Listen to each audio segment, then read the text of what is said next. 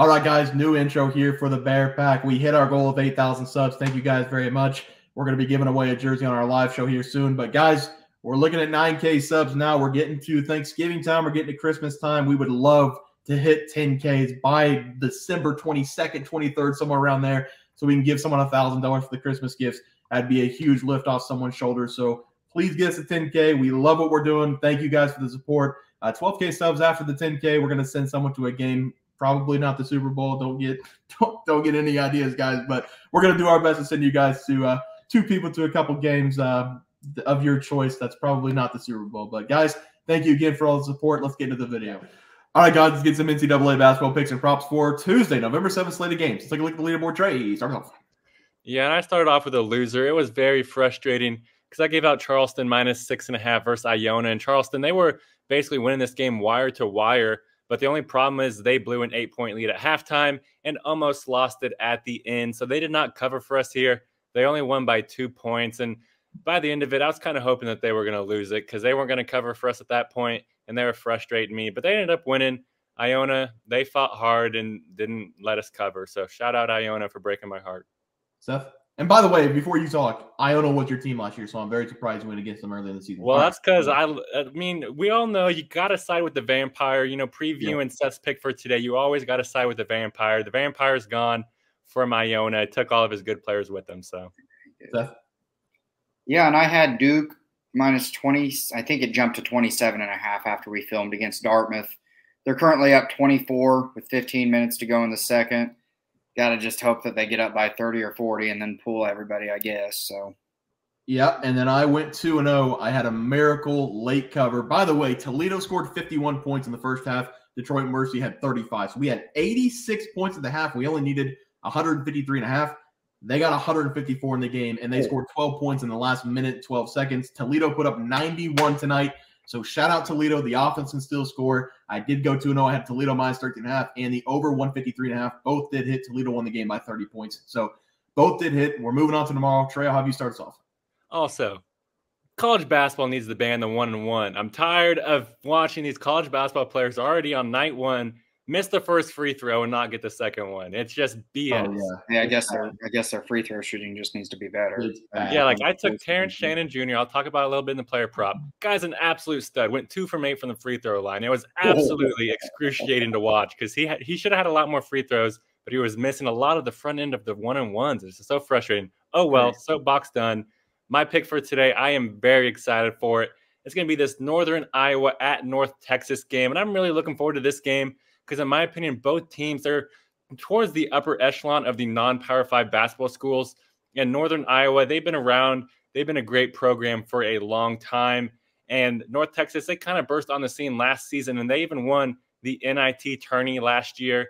I honestly think this game's going to be a battle. But Northern Iowa, they are returning 5 players that started significant amount of games for them last season, and they're returning their top 6 scorers as well. That sounds like an extremely deadly combination, and I think this team's going to look to improve off their 14-18 record of last season. In North Texas, they are still a great team, but they did lose a significant amount of their zip in the offseason. Their stud guard, Tyler Perry, he transferred to my K-State Wildcats, and he's an absolute stud. And in my opinion, Perry, he was the sole reason why they won the NIT tournament last year.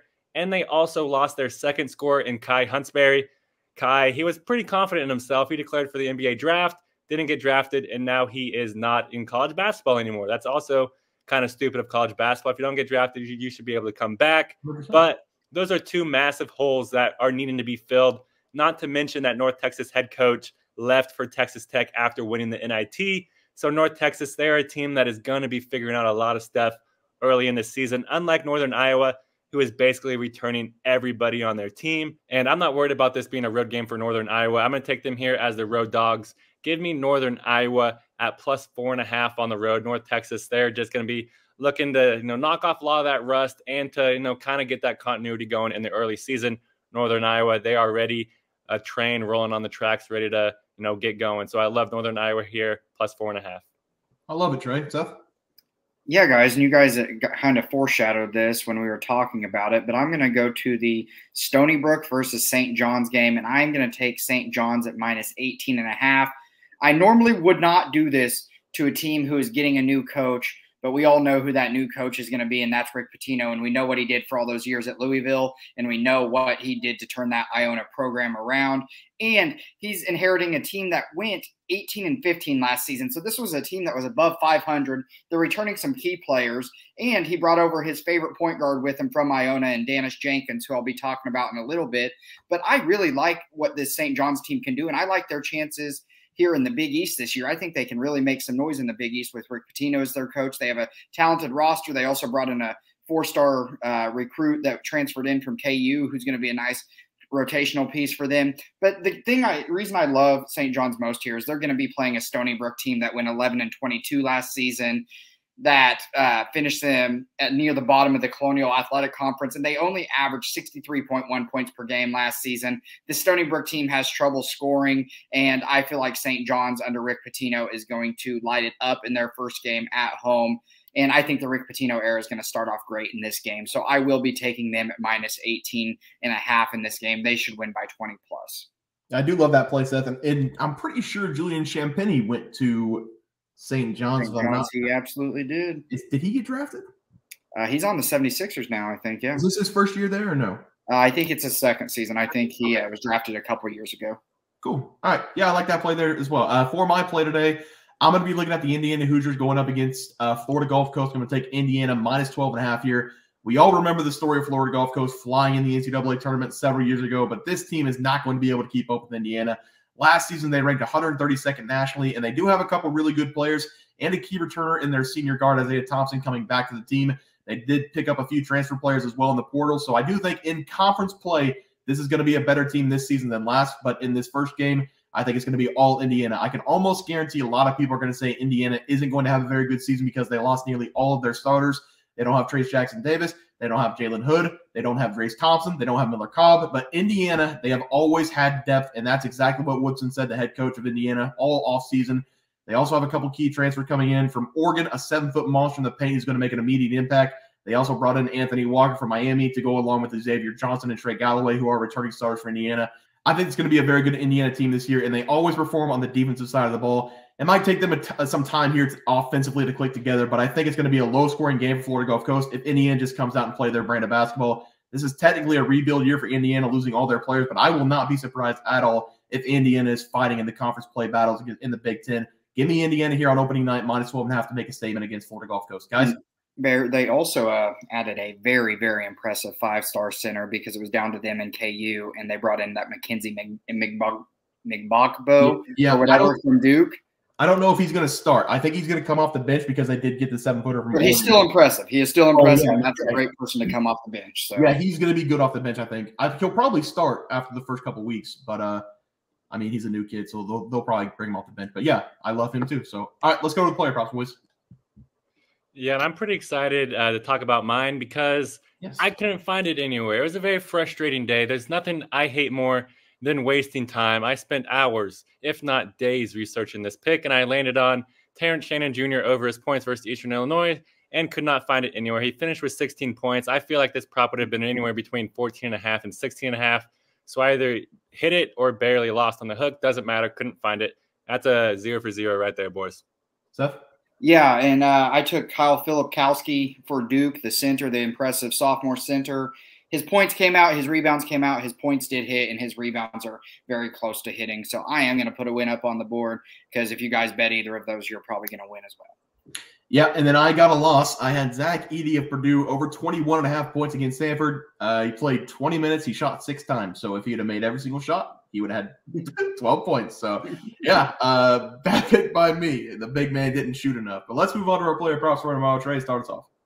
Yeah, and if you guys can't find this one, you can at least imaginarily put it in and enjoy watching the game with me. But I'm going with Bowen Born over his points versus North Texas. This kid is going to be the reason why Northern Iowa is going to cover for us and even possibly win the game for them because he was a complete stud for them last season. And he's just another year wiser, another year better because last season he led this team in points with 17.9 points per game, which ranked in the top 70 in college basketball. And I do expect him to just pick up exactly where he left off last season. That is because North Texas, it's a team, like I said, that's still trying to figure out some things. They are only returning 2 starters from their team last season, and neither one of those guys were in their backcourt. So they're going to be, plenty of rust and continuity needing to be figured out in that North Texas backcourt. And I expect Bourne to drop 20-plus points in this season opener. I'm not worried about it being a road game. In fact, I think that might help him. Look at the kid. I feel like he thrives in adversity. So I love Bowen Born to go over his points. If it comes out, I love it. Just smash it. And if you guys are looking for a prop, I'm going to give out a major prop here. I'm just going to take Ray J over his points. I think that he's going to show up in the game for Baylor. He transferred in from Boise State, and I think he's going to be looking to pack a punch with his first game for Baylor. So either one of those two plays, if you can find Bourne, smash it. If not, just settle for Ray J. Yeah, Trey, I like the play there as well. Seth? Yeah, and like I mentioned in my game pick for St. John's, Rick Pitino was able to bring over one of his favorite guards from Iona and Daniss Jenkins. This is going to be his first season at St. John's after transferring, but I love this transfer for Daniss Jenkins so he can get some more exposure as he had a really good season with Iona last year. I'm going to take his assist in this game if we can find it. Like we have mentioned, we do not know if we're going to be able to find these props or not because it is so early on in the season, but we want to get you guys content, and that's what we're trying to do. But I'm going to take his assists if they are out. He averaged 4.9 assists last season, but he's going to be stepping into a way better situation this season with St. John's as they will be returning quite a few key pieces, and they will be returning one of the better centers in the Big East in Joel Soriano. He's going to have way more options to dish onto in this team. Jenkins is super quick and really good at creating opportunities for other players in this game. And Rick Pitino plays this guy a crap ton. He was on the court for 33.1 minutes per game last year. So he's likely going to see a lot of minutes in this game. I do expect St. John's to win pretty handedly and put up quite a few points in this game. So I think Jenkins could get close to 10 assists in this game.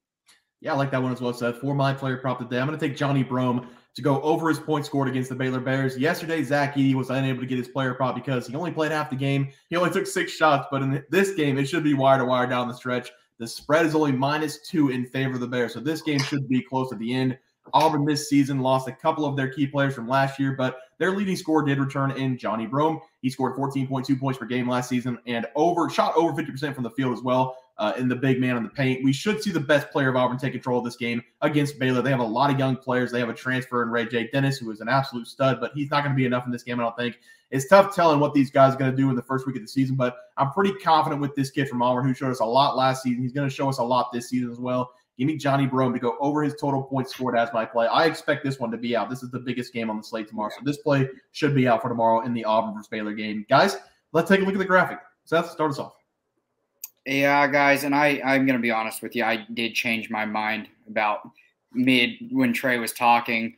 I was a little eerie on St. John's under a new coach, but then I was like, it's Rick Pitino. It's a guy that's been around the block. He knows what he's doing. He has some veteran transfers over, and he has a veteran roster. So I am going to go ahead and take St. John's -18.5, and then I am going to take newly transferred over point guard Daniss Jenkins over assist when that comes out. I think he can get double-digit assists in this game. You better watch yourself, Trey. You don't want to get on Rick's bad side. Go ahead. And now I feel like he's going to pop up behind me. I need to watch my back real quick. But I'm going to be giving out Northern Iowa +4.5 on the road versus North Texas. I really liked North Texas last season, but they lost a lot of their production in Northern Iowa. It's basically a copy and paste from their team last season. And I also took Bowen Born over his points versus North Texas. He averaged almost 18 last season. I expect him to score 20+. And if you can't find this one, I'm going to be taking Ray J. Dennis over his points, whatever comes out versus Auburn. 19.8 points per game last year at Toledo, 35 minutes per game, shot 37% from the three-point range, shot 47% from the field. He's an absolute stud. I love the play there, Trey, if your guy's not there. But, guys, I'm going to take Indiana -12.5 against Florida Gulf Coast. I think they're the way better team. And I'm going to take Johni Broome over his points for Auburn when it comes out. Guys, that's going to do it for NCAA basketball plays and props for Tuesday, November 7th slate of games. If you guys enjoyed the content, please sure drop a like on this video and subscribe to the channel below. See you guys next video, and thanks for watching. Multiple questions this morning about how to become a member for the YouTube channel. Let's do that really quick tutorial. You're going to go to youtube.com. You're going to go to Bears Profit Plays. You're going to search it in. You're going to hit our thing. There's a join button right just to the right of subscribe. You're going to click that. There's two options. You have the Bear Pack for $4.99. That gives you access to YouTube member plays. And then you have the Bear Pack Gold for $7.99 a month. That gives you access to our member plays on YouTube. And it gives you a 1-month membership to our website, bearsprofitplays.com. So if you get the Bear Pack Gold, you save yourself $2 a month. A little bit cheaper if you want to do that. But that is the tutorial for anybody that needed it. We had multiple questions today through email about how to do it, and it wasn't working. But If you want to know, there it is right there. Trey,